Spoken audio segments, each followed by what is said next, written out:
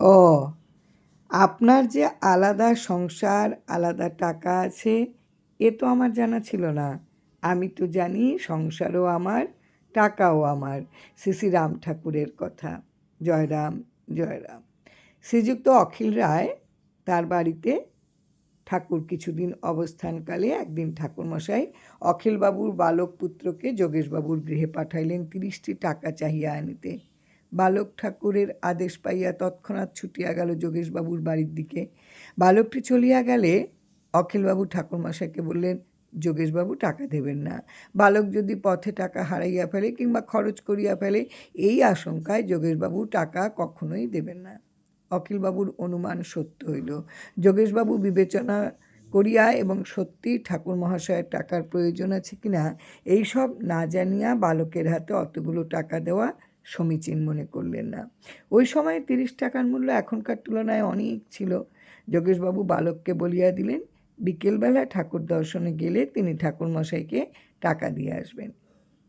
বালক ঘরে ফিরে এসে ঠাকুরকে জানাইল যোগেশবাবুর কথা।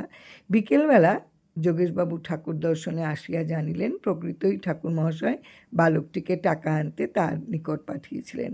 তখনই যোগেশবাবু ঠাকুরমশাইকে 30টি টাকা দিলেন।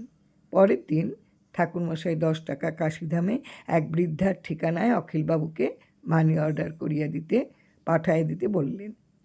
10 টাকা ঠাকুরমশাই স্বয়ং তার রেলপথের ভাড়া বাবদ রাখিয়া অবশিষ্ট 10 টাকা অখিলবাবুকে গচ্ছিত রাখিতে বলিলেন।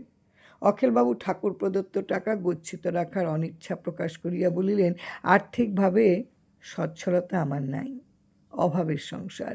এই অবস্থায় গচ্ছিত টাকা খরচ করিয়া ফেলিলে ফেরত দিতে পারব না, তাই টাকা রাখতে চাই না।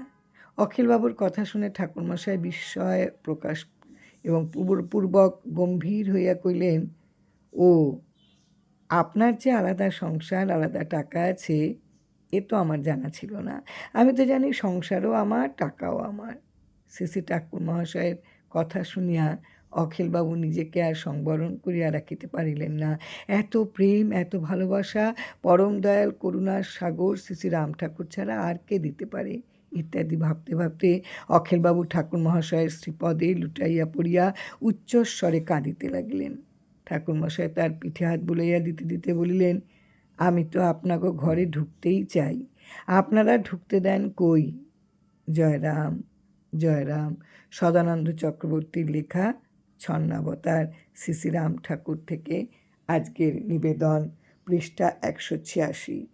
গুরু কৃপাহি কেবলম, গুরু কৃপাহি কেবলম। জয়রাম, জয়রাম।